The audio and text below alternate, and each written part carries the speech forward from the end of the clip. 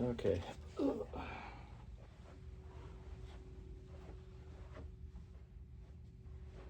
You both. Oh, 2, 3. Okay, say something. Hi, Sam. Hi, Sam. There we go. We have mics. Just want to sure we have live mics. It's going to be me the whole time. It's like this. And actually, just bring her just a little closer. There, that's good. That's good. Do you want this one to where it doesn't really feel like There I am. I feel like you're kind of blocked by the. No. And you can set yours so it's like. Well, I'm just looking at the video.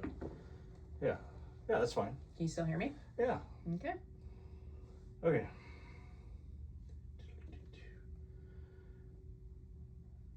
And if you screw up or something, don't worry about it. The safe word is Chad. Although for the video, we don't have a safe word for the video. No. It's fine. Should I just go like this to the video? Yeah, exactly. Okay. Can't see. I never really thought about what we're talking about today until my friend Dorinda Moss mentioned it in her appearance on Cowboys Not Eggheads in an episode called I Just Didn't Know About Life, Enough About Life to Be Afraid. But here was someone who I personally viewed, my friend Dorinda, as a rock star of a colleague who had just went on to get a big gig in a presidential campaign, and she admitted that she had imposter syndrome. And that's not anything I've ever thought about before. And I thought it was a really good topic. And I started thinking about it. I'm like, I've suffered from this all my life. I think most of us have had a moment in life where we quietly think to ourselves, what am I doing here? You get the promotion, you get invited into a room with people you respect, you're asked to lead, to coach, to perform, and somewhere in the back of your mind, a voice says, they're going to figure out that I don't belong here. And this is what psychologists call the imposter syndrome. It's a persistent feeling that your success is somehow undeserved, that you're fooling everyone around you, and sooner or later you'll be exposed as a fraud. What's interesting is that it rarely happens to people who are actually unqualified. In fact, it tends to show up more often in people who are capable, driven, and pushing themselves into new territory. Today, we're talking about that feeling and the moments when you step into something bigger than you thought you were ready for. The voice in your head that always says that you're not good enough, and the decisions to move away anyway, or to move forward anyway. So joining me today are two coaches at my gym who a lot of people look up to. Imagine that. We're having people from CrossFit Kinesis on my podcast. It's shocking, isn't it? But they're new people. They're not repeats. They're new people. Charlie Sattler, yep, and Liz Malmberg. What most people probably don't realize that even strong, capable people have moments where they wonder if they belong. I did something on this show that I've never done before, and that is to kind of do an open casting call on social media to see, hey, who would like to talk about this? And these two ladies raised their hand. And so here we are. I wouldn't say I raised my hand. Yes, you did. You said, oh, that's me. I said I could talk about it, but I don't do podcasts. Something like that. But here I am. Well, so. You're right. When I asked you on the to be on the podcast, your first thought was, what was the first thought that went through your mind? No, I don't do podcasts. I don't do microphones. I don't do cameras. All this is. But you did say that you understand imposter syndrome. I did, yes, correct. And so there was a little part of you that maybe wanted to talk about it. Sure. Without a microphone. Without a microphone. Yeah. Okay. But here we are. So. Here we are. Yeah. Here we are. Did you, so what was the little voice in your head that said, I don't do microphones? I don't understand. Tell me. Oh gosh. I don't know. I just don't like attention on me. Which makes coaching an interesting choice. I understand that. But I guess I don't feel like the attention is on me when I'm coaching. You're not, when you walk into a room of people, I'm the same way. if you walk into a room of people, like a party, like you got to go to this party. Like I don't like going to parties. Yeah, I know. Even when I drank, I didn't like going to parties. Maybe that's why I did drink, because I had to go to parties. But anyway, if you go into a crowded room Mm-hmm.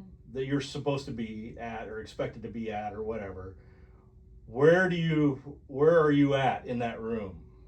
Like physically? Yeah. Like where would I put Yeah. myself? Yeah. I would probably put myself in a corner, like not in the middle of it. By the door. Yeah, I'm by always the the door, closest in the space to the corner. door. It doesn't look Yeah. rude. Yeah. Now, Liz, I don't think Liz. Where are you at in that party? Oh, I'm up against a wall in the Are you back. really? Mm-hmm. See, I would fit you.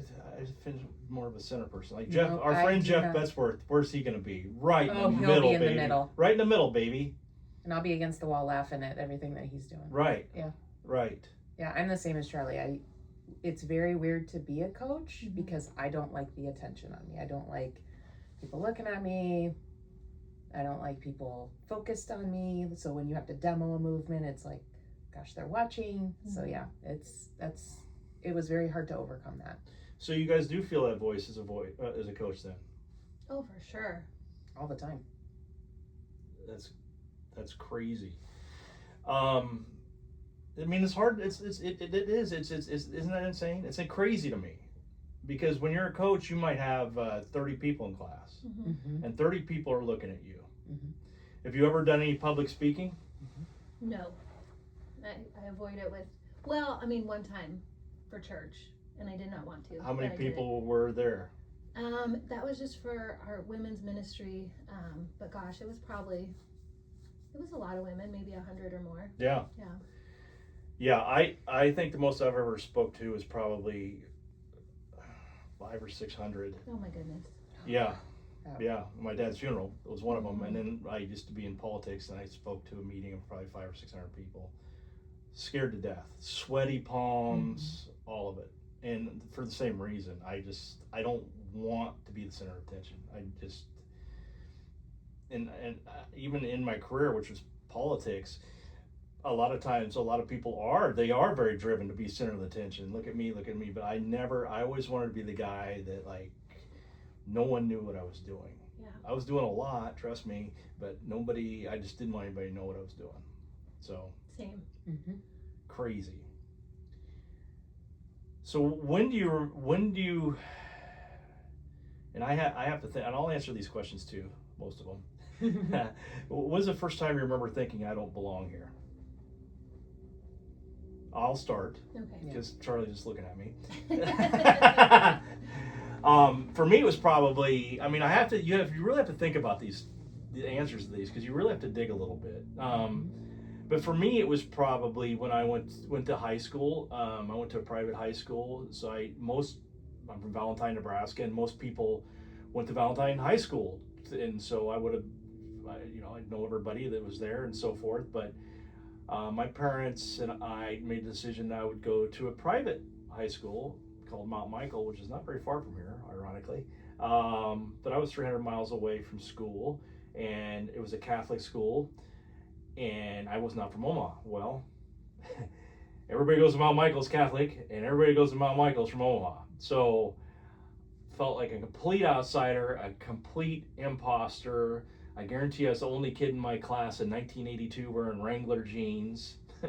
And it has stuck with me throughout my life, I think. Getting advanced quickly in my career, I never thought that I deserved it. One of my biggest breaks in my career was this. I was a finance director for the Nebraska Republican Party for a number of years, and right before I got married, I got this call, and it was basically the guy from the executive director of the Pennsylvania Republican Party. Now we're going from like the 35th largest party to the 5th largest party organization in the country. I mean, so it's a big deal. So the number, as a finance director, my job was to fundraise. So responsible for raising $500,000 a year to, $8 or $10 million a year, whatever.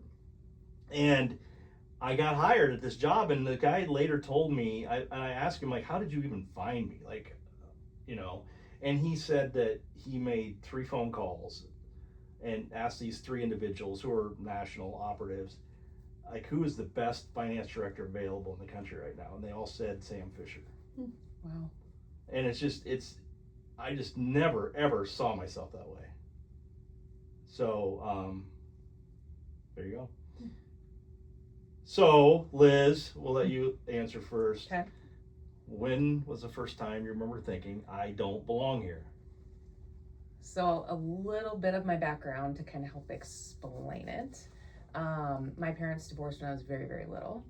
And so I grew up with my stepmom and my biological father. And my stepmom was not a nice woman to me, and kind of raised me to think that I wasn't good enough and that I didn't deserve things. So it was, there was an outside voice. there was not just an inner loud, voice. yeah, very loud outside voice. And so that then became my inner voice. And I carried that with me pretty much as I grew up. Anything that I participated in. So in high school, I was on the flag line with the marching band. I did winter guard. And I was really good at it, but I didn't see that. I would go outside and I would practice for hours and hours and hours and hours because I just didn't think I was good enough. But my coaches would always put me in the front or have me do solos, but I still wouldn't think I was good enough. So I would go outside and practice and practice and practice. And I worked really, really hard, but never took credit for what I was doing. Mm-hmm. I just did it. And not liking attention on yourself. You're on the field. Thankfully, there's hundreds of other people on the field with you, so kind of gave me a little bit of a cushion there. So that was really kind of my first taste of I felt like I was an imposter. Is anytime I was put on display like that by my coaches, and then even in college, I was on the flag line at UNL, marched for the Cornhusker Marching Band, and I got a leadership position my senior year. So I was a leader. Big deal. Out of all of the girls that were on that squad, I don't know why or how I got picked, but I did. So I was a captain. I was a co-captain with another gal on our senior year and led the squad that year, and felt like I was out of place the entire time, even though I had been doing it for however many years, 8 years.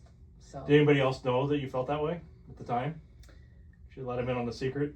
Just my mom. I probably never have let out the secret. Yeah, I didn't really. The people I tell or that I talk to about that insecurity are usually my parents or right now my husband. He knows when I'm feeling a little anxious or insecure about something that I'm doing, and he's always trying to be that voice that's louder than the voice that's in my head that I've grown up with. So his voice is speaking a lot louder these days than that inside voice, thankfully, which is why I am where I am right now in coaching. So that's. It's funny how little things happen in life that set you down this path. Mm-hmm. Charlie, it's my turn. You get to answer now, Charlie. So the question was, when was the first time? When was the first time you remember thinking, I don't belong here? That's a tough question. It is. It's very tough. Because I don't know that I could pinpoint the first time I felt that. I felt it in a lot of situations. I still do. For me, my background a bit, we moved around a lot growing up. Construction, not military. I went to, I can't tell you how many elementary schools, just one middle school and 4 different high schools. Well, now, Charlie, that says a lot. Mm-hmm. That says a lot right there. Yeah. So I think I just always felt that way because I don't think I really ever had a place that I did feel like I did belong. I never had like a home base or, What was the longest place you stayed in your formative education? Like 2 years, 3 years? It was about 3 years, and that was Oregon. And then that's where I ended up. And how old were you? 5th through 8th grade. 5th grade? Yep. Oh, pretty and then you're off again. Yes, then off again. So you're about age 14 at 8th grade. It's tough. 12 to 14 is tough age. We talk about that on this podcast all the time. Yeah. So then back to the road, a lot of moving. So just those years, it was just never really like, I belong here. It was never part of like any sports teams or anything like that. I did a little bit of like band and choir in middle school. So maybe then, I guess. But I think, I don't know, I can't pinpoint a time or a specific one instance where I felt I didn't belong. I can think of a few, like examples that stand out to me, if that makes sense. Yeah. But not the first. Well, what about the first day of school? Every time you went to the new school? Yeah, probably every single time. Tough. Yeah. Did you have a hard time making friends at school? No, I didn't. I didn't have a. So no. you were able to quickly Yeah. make friends. I mean, you were pretty good at it. You became a veteran at it. Yeah, I guess so. I mean, because you just get used to it, and Yeah. also you don't get too attached. True. So. Yeah.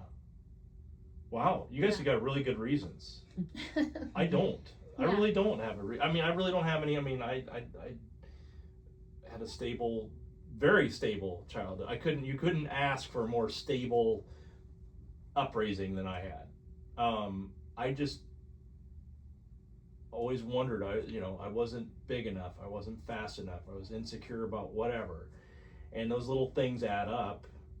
And then you get to a position and you're like, well, you don't belong here. You're an imposter. You're not good enough. It's it's curious. It's a mystery. Have you guys ever been promoted, praised, or put in a leadership role and secretly thought, if they really knew me, they wouldn't have picked me? Go ahead, Coach. Okay, the same order. Same order? Yeah, same order. Same order. Well, I'm supposed to go first, aren't I? Oh, Yeah, yes. technically. Well, Sam is. I don't know. I don't know if I ever been promoted, praised, or put in leadership. I secretly thought if they wouldn't have picked me. I don't actually. In my career,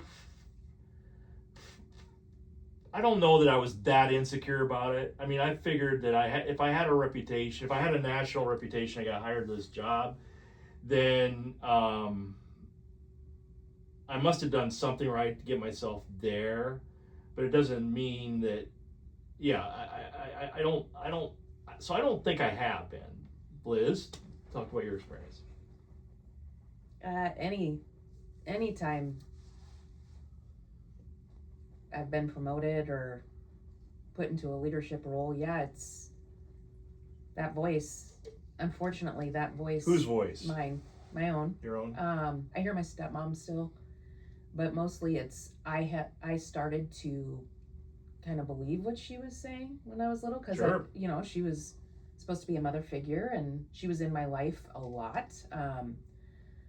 Unfortunately, I only got to see my mom every other weekend, so that was the way the custody was established, so I didn't get to see my mom very much growing up.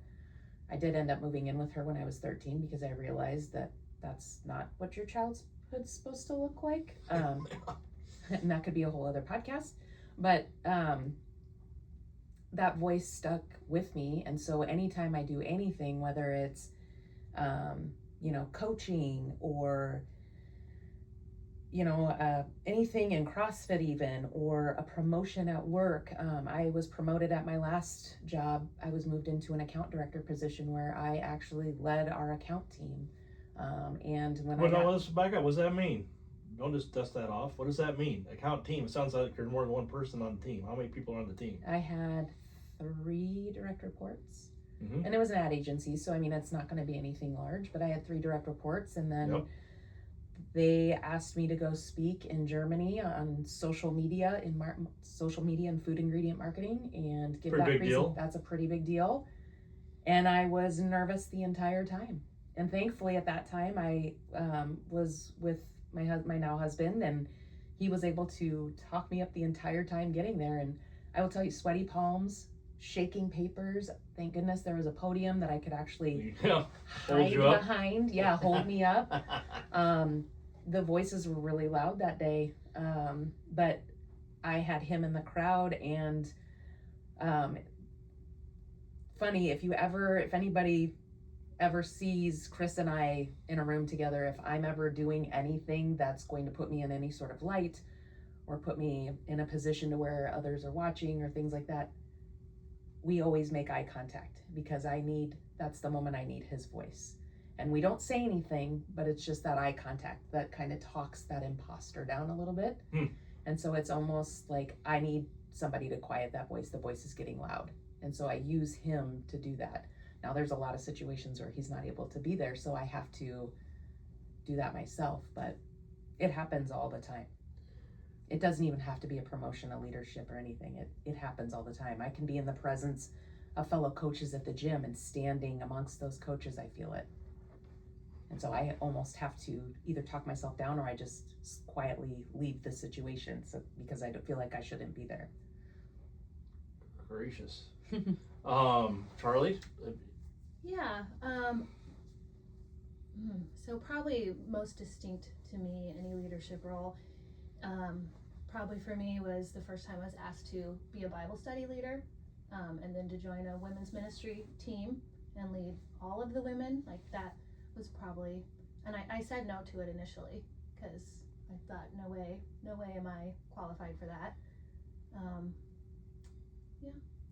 Do you guys think that in both your instances, maybe this applies, maybe it doesn't? I think in my instance it applies. Do you have a hard time? I'm sort of a. It's hard to. My two CrossFit coaches will never believe I'm saying this, but I'm kind of a perfectionist, and I'm a guy that if I don't think that it's done 100% done exactly right, then I'm not entitled to even say anything about it. You know what I mean? So do you think being dripped, so in your case of the Bible study, or your case in your career promotions, do you think that maybe that plays a role in it? The fact that you don't really settle, that you're driven, that you think it's got to be perfect. Do you think that might play a role? For sure. Yep. Yeah, probably. I don't want to speak for you, but I set a very high expectation for myself. Yes. And if I don't meet that expectation, that's my expectation. You know, others will have a different expectation, but I set that pretty high. And if I don't meet that, then I feel like I failed. Yeah. Yeah, I'm the same way. I think that's part of growth, is to let that go a little bit. Have you ever been able to let that go? I'm working on it. I know. I'm really working on it last 6 or 8 months. Have you been able to let some of that go, or are you still that way? And do you think it's healthy to let it go? Because only big guy is perfect, right? So right. I don't let it go. I still definitely set that high expectation for myself in all things. I definitely pursue that. I don't let that go, but I also don't let it stop me from doing things. So, I mean, that's how we are. We can't help it. And speaking of CrossFit, I think anybody who is committed to CrossFit for any period of time has some level of that going on. Wanting to be better, trying to pursue something. Everybody's trying to pursue something. Either it's a misskip, maybe it's a perceived failure in their past athletic life, which is a lot, probably 90% of mine. Or it's maybe they were the star athlete and now there's nothing there, and they need to fill that gap. Or it's just wanting to be better. Or just want to be better. You're just a driven person, and there's and CrossFit is full of metrics, and we're all gonna, we're doing the CrossFit Open, and I'm trying to get away from CrossFit on this podcast, but it's part of my life. It is what it is. That it just doesn't lie. Yeah, I was like, trying to get away from CrossFit. I know. But it is a very good mirror of what it's a really good measurement of where you're truly at. Where you're truly at. And this last workout we just did is, where's Sam truly at? Sam is truly got very serious mobility problems, and Sam has got needs vast improvement on skill problems.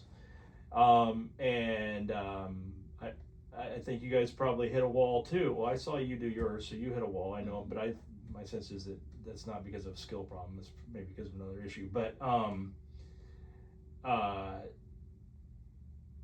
yeah, and we just want to drive through that. We want to be perfect. We wanted to perfectly complete that workout under the time cap. And but even if we had, the time would have been faster. Yeah, we would have done it faster. Yeah. So I don't know if that's. I'm getting away from my topic of the day here, but I don't know if that's good or if it's bad. I think pursuit is good. I think pursuit is good. Mm-hmm. But my dad, and I'll say this again, but I've said it before, but podcasts are like radio shows. People tune in and they tune out. But my dad once said, and I never understood what he said. He said, "Too much of any one damn thing will kill you." And I didn't know what he meant by it, but now I do. Yeah. Mm-hmm. Mm-hmm. Okay. As a coach, do you ever feel the pressure to have all the answers? I don't feel the pressure to have all the answers. I feel the desire to. Mm-hmm. I want to be able to help people. I want to have the answers to why they don't have their double unders or where the lift is falling apart. But I don't feel pressure to have all the answers. And I'm okay to What say happens to you internally if you know. don't know? What happens to you internally if you say that you don't know and don't have the answer? I don't think anything happens to me internally. I'm okay with that, genuinely. But I also am gonna pursue it. I know a lot of other great coaches and people that I can get my own coaching and advice from to help people. Yeah. So I don't stop there. Again, I don't have the answer, but that's not the end of it. Yeah. Right. That's now we're gonna figure it out. Right. Liz, do you feel like pressure to have some answers? Yeah. Have all the answers, not some, all. I agree with you. Pressure is probably not the right word. I feel like there's a perception that I should have answers. And I'm totally comfortable saying, I don't know, but let me find out. Mm-hmm. Let me find out for you. Because I'm the same way. If I don't know the answer, I'm going to go find it. I'm not somebody that's just going to stop there. I'm in this role because I want to help people. I want to make an impact on their lives so that they can go make an impact on others' lives. Like that domino effect, right? So I'll fight tooth and nail. I'll go find some resources. We have great coaches at the gym that I can refer to, or even I have some friends that are outside that I can talk to. So yeah, I'm the same way. I would pursue it. I don't feel that pressure, but there might be a perception because we're standing up in front of that class that we should have the answer. How do you handle not having all the answers without losing credibility?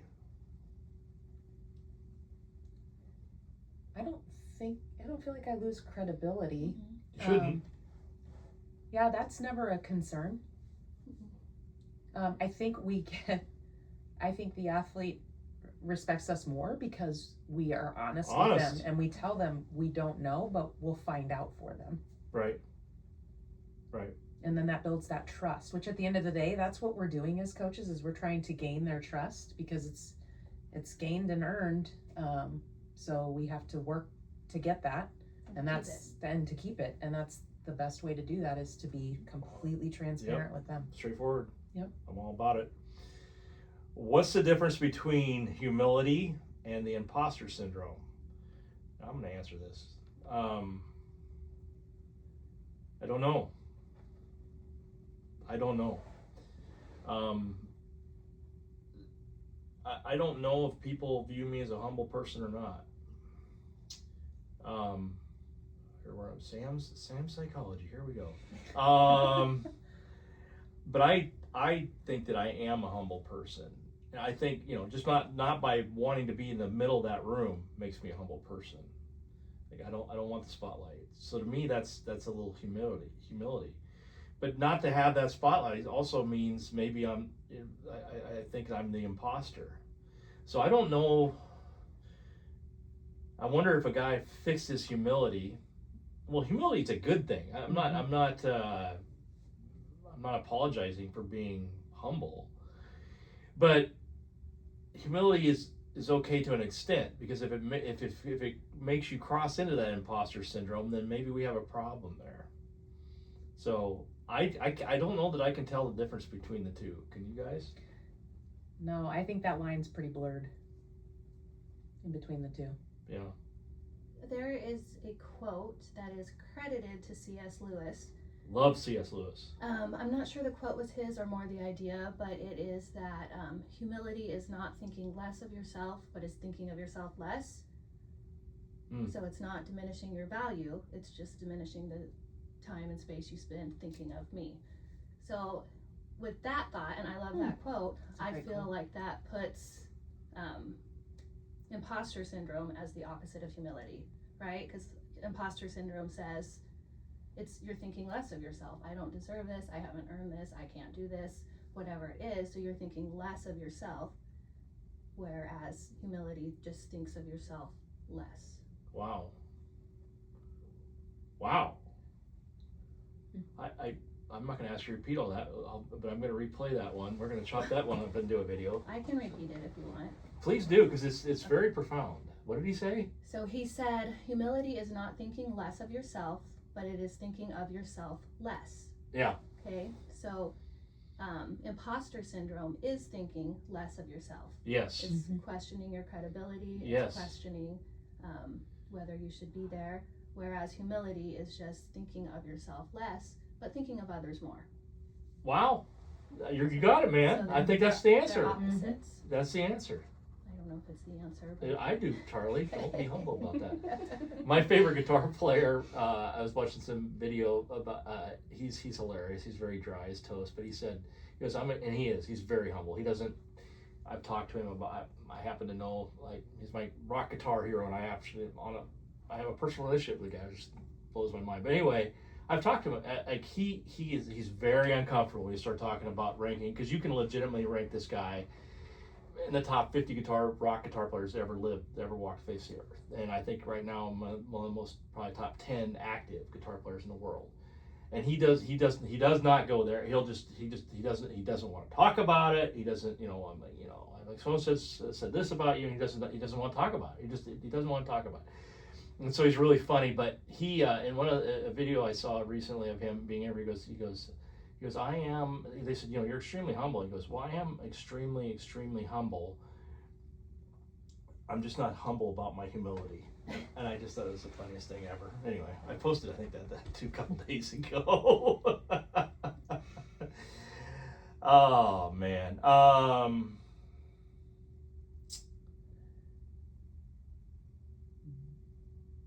Have you ever almost held yourself back from an opportunity because you didn't feel ready yet? I'm trying to think if I have. CrossFit, just starting CrossFit for sure. Yeah. I saw it. I'm like, there's no way I can do that. No way. I went through this for like 4 or 5 years. I can't do that. And of course, I kick myself now. I wish I would have started at 4 years prior to when I did. Well, 4 or 5 years. But I think everything works out for a reason also. So I don't know. I think whatever happens. There's a reason for it. But that definitely, I was an imposter syndrome walking in that gym, and I think I had this conversation with you, Charlie, like a week or two ago. I did a competition, and I said, I feel like an imposter here, but that's absolutely ridiculous. I've been doing this for 10 flipping years. I'm not an imposter.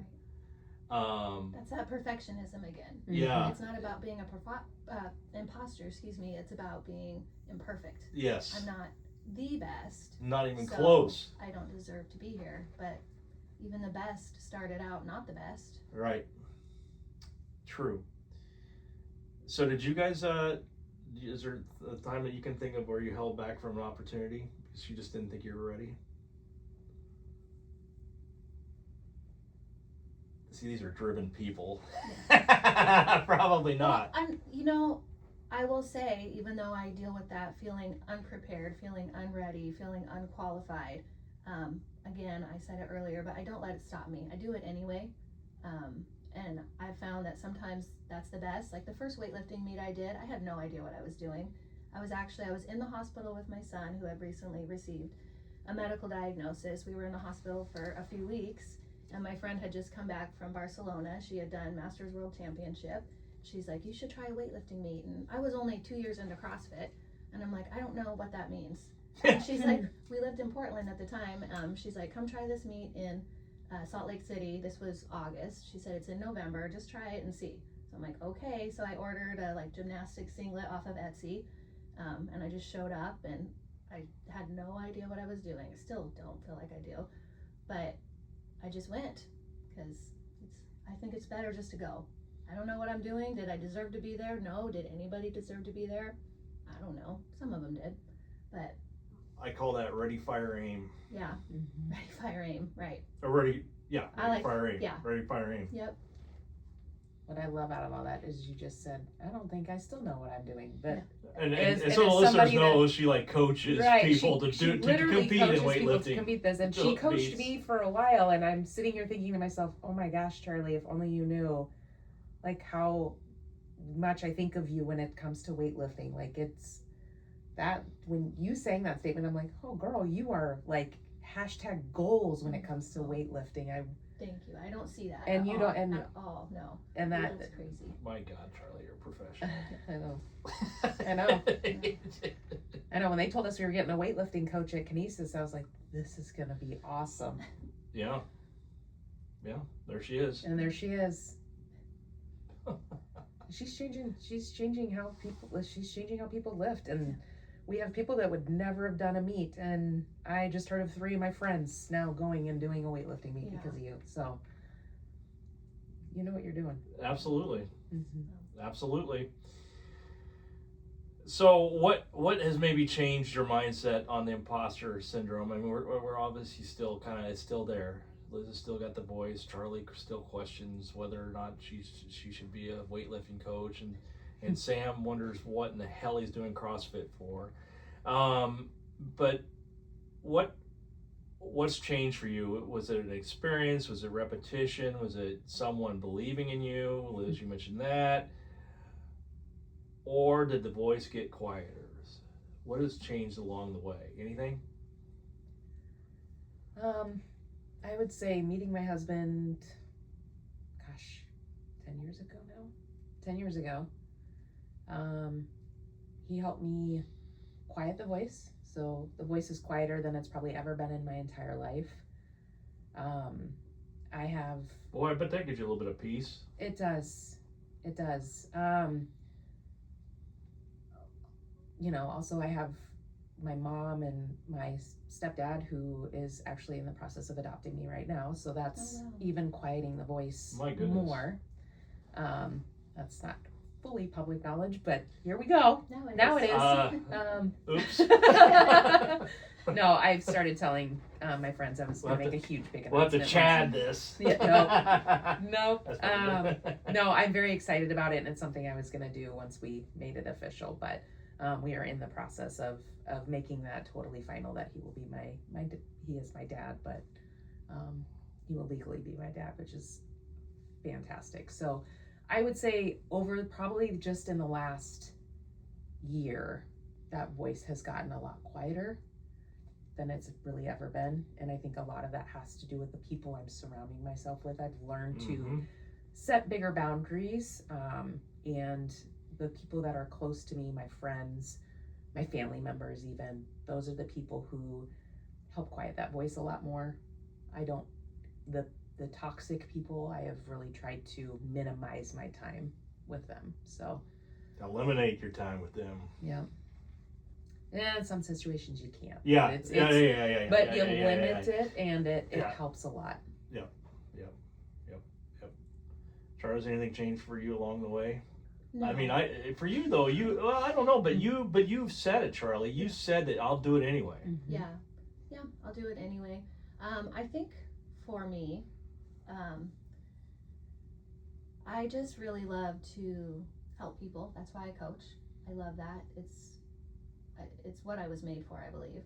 And I think as far as weightlifting goes, like for me, even when I compete, like a big part of my struggle in competition in weightlifting is that imposter syndrome, feeling like I don't belong there, watching the other weightlifters who I think are better than me, and then feeling like I shouldn't be I'm going there. to stop you again. I'm sorry to interrupt. When do you feel that, Charlie? Are you thinking that between lifts? I mean, you're not thinking about like you're about to do a freaking heavy clean and jerk, which if anybody's tried that, there's a lot that goes into that. Is that you're not thinking about, Yes. Oh, yes, I am. At the bar, you're thinking about, am I good enough to lift this? I really am. My it's hard. God, I don't believe you. So over the years, I don't believe you. It's true, Sam. I promise, it's true. I've worked on techniques to try. I'm thinking about rack position, and you're thinking about, am I good enough? I mean, are you kidding me? I try to just like, I don't watch the other weightlifters during my own session or during my own lifting time. Not because I don't want to, but because it just gets to me mentally. So I try to tune all that out. But where I'm going with that is next weekend, I'm taking a few of the kinesis lifters down to Kansas City to do a weightlifting meet. In that meet, I'm going to be lifting as well with them. So I will be in a session with a couple other ladies that I'll be coaching, but I'll also be coaching myself and lifting. And I'm going to just kind of be interested to see if that. Because you have to watch them. Yeah. You have to watch your focus is competitors. gonna Are be you on competing them. against them in the same weight class and all that, or all that? I don't know how it works either. I might be with one of them. I'm not sure. Okay. So you have to watch them as a coach now. I'm just curious if my, putting my attention and my efforts into them and not myself is going to change how I perform and feel on the platform. Does that make sense? Yes, it does, because you've never done it before. I was going to say, is this the first time that you're actually doing that, where you have... Yes. Usually if I'm coaching, I won't lift because I want to give them everything. But I'm going to explore this just a little bit more. So at a weightlifting competition, there are how many? I don't know. So you have to tell me. So you get an imposter I have no idea. How many lifts do you have to do in a weightlifting competition? How many lifts? You get 3 attempts at the snatch and then 3 attempts at the clean and jerk. Okay, so on the platform. you could be doing a maximum of 6 lifts in a comp. Yes. Okay, 6. So you're at the barbell. On the platform, but you're lifting in the back too.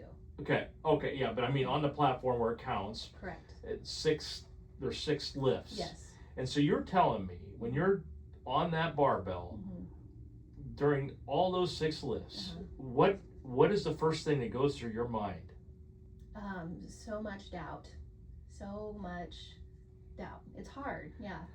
Listeners, if you knew how much weight this woman is lifting, you're like, what is she talking about? Yeah, how smooth she is. Yeah. Doubt. Yeah, it's. Yeah. That's what you're thinking. Like, I can't do this. Is that what you're thinking at the bar? Yeah, it's not great. I'm glad this episode is going to air after. Can we put like an AirPod in here so I can be like, Charlie, you're amazing.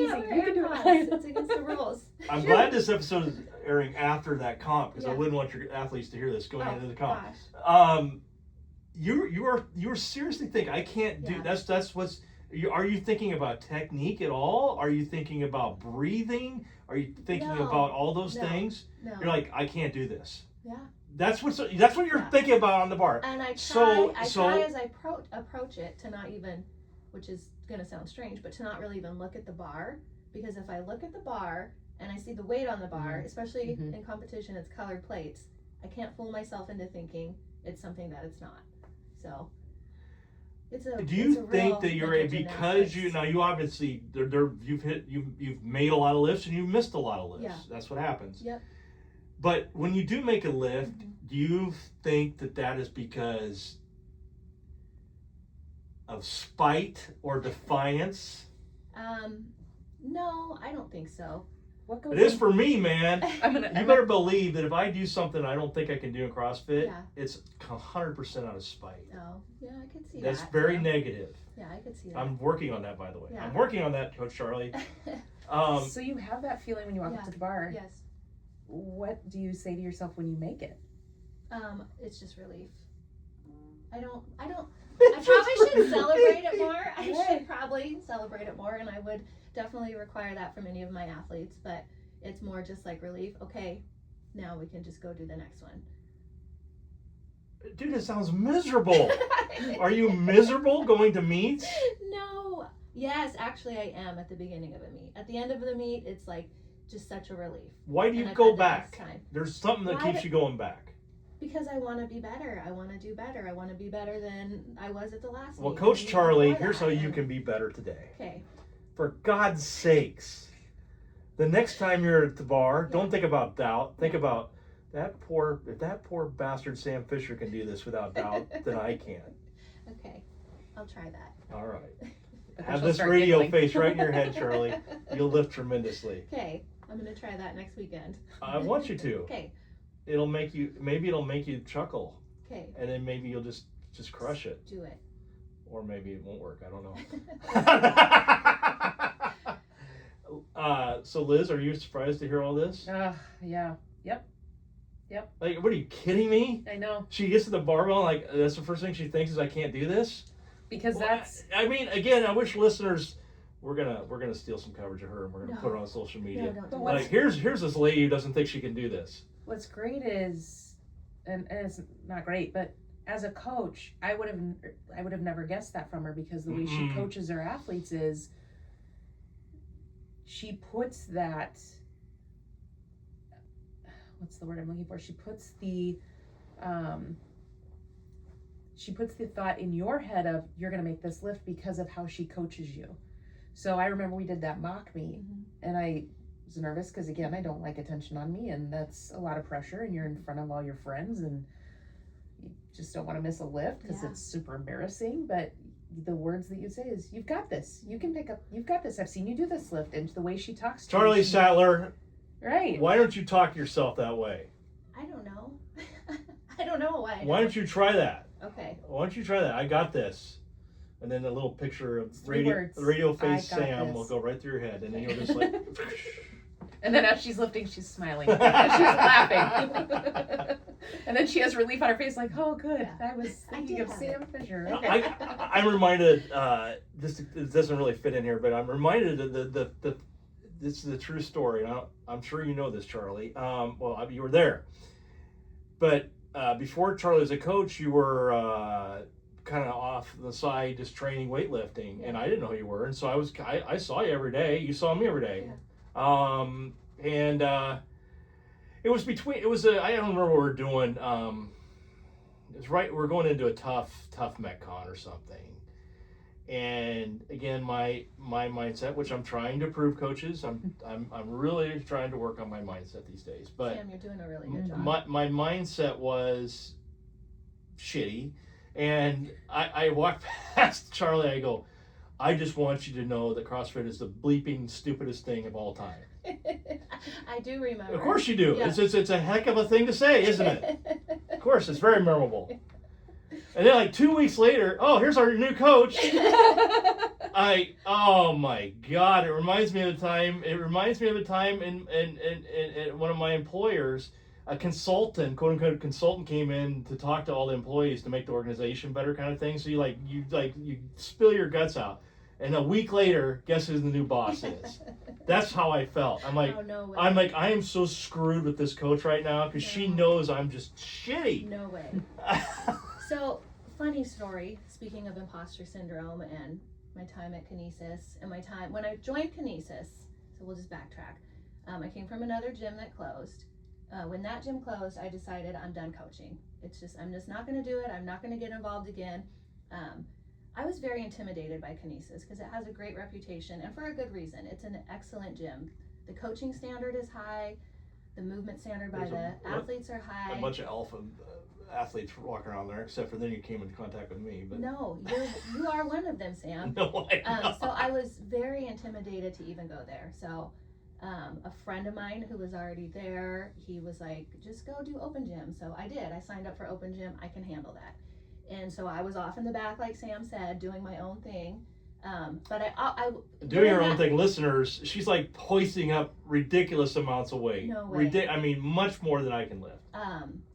That time that I spent in the back, like class always looked like so much fun. I'm like, they are having fun here. Like, not only is it a great gym, but people are having fun. Is this the noon class we're talking about? It was all day because I'm at the gym all day. Okay. I didn't know you were all day. Okay. Well, not all. I mean, okay. even then. More than training, class. Yes, most of the day. Okay. But still, like, I was like, I don't want to jump in. Like, I didn't feel like I was good enough to be at Kinesis, truly. And then the need for a coach came open, and my friend Daniel, who brought me to Kinesis, he was like, dude, you should just apply to be a coach. I'm like, I'm done coaching. Daniel Striped Tiger. I'm not going to do it anymore. He's like, well, they need coaches, just do it. So I'm like, Okay, fine. So then I applied, and anyway, the rest is history. But even coming to kinesis, And like then Sam was even that, exposed because he and given then his Sam, soul. yeah, tried to scare me away, didn't do it. She was like, I'm gonna coach. Oh, that is so funny.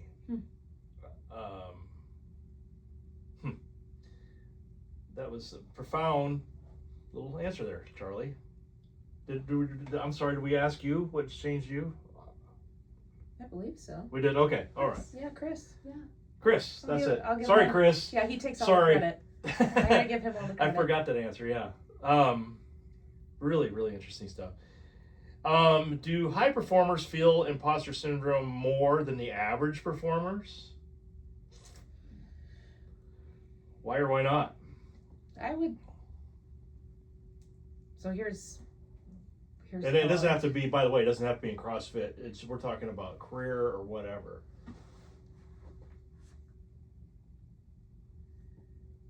I would call myself average. I don't feel I'm not true, listeners. But necessarily a high performer, and I think of in, well, actually in all my life, I kind of view I'm just kind of that average Joe that just, I myself feel like I give everything I can to everything I do, but I wouldn't label myself a high performer necessarily. A high performer to me is more visible, I guess. I don't know. You can cut all Like that. enjoys the spotlight more. You Yeah, feel? Like are you yeah. okay with that at least? Yeah, they're okay with it. They're comfortable in it. I don't know. I strive to be a high performer, but I feel I'm more average. That's what I'm working towards all the time. Is I want to perform the best I possibly can in everything that I do. Well, that makes you a high performer. yeah. I don't think the reason for it matters as much. Like for some people, it's because they enjoy the spotlight. That's not you. That's not me. But for some people, it's just because they're trying to do it for themselves. I would wonder if becoming a mom also kind of quieted that voice for you, and also, like, you know what I mean? You think? Yeah, have you met Augie? Yeah. Yes. And all that you do to be a good example for her. Yeah. Yeah. Yeah. Probably as moms, we just want to do everything that we can. Yeah. If someone listening right now feels like they don't belong in their career, their gym, their marriage, their leadership role, etc., whatever, what would you say to them?